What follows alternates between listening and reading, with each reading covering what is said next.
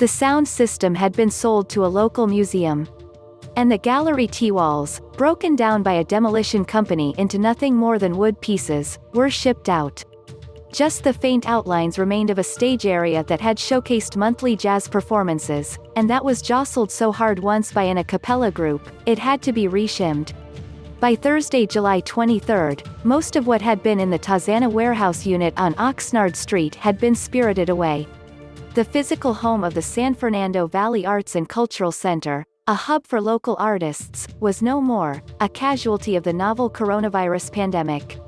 Right before the public health crisis erupted, the center had hit its stride.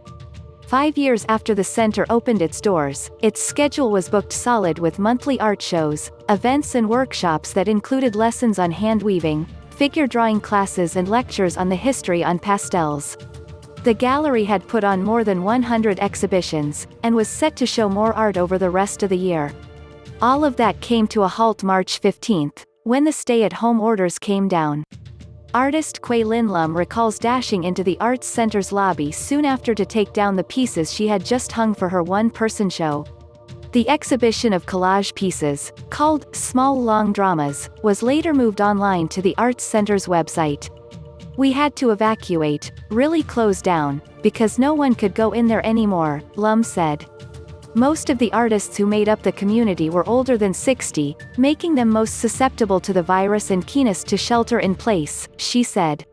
"When that many are saying I'm not going anywhere, it's really hard to keep the place going," Lum said. "It's just too hard."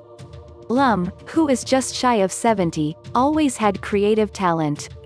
But she began throwing herself into her artistic pursuits with vigor after retiring from a career with the Social Security Administration, during which she primarily filed disability claims for people with mental health issues.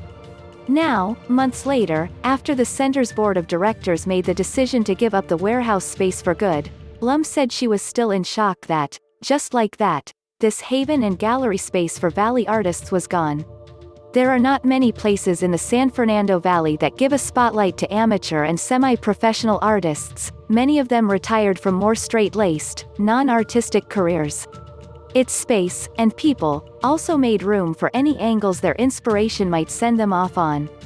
They were willing to work with many different kinds of things that people made, Lum said. And so, even if it was a little bit odd, they would take it. Which you might not find at a coffee shop. In the beginning there were many attempts to hang on.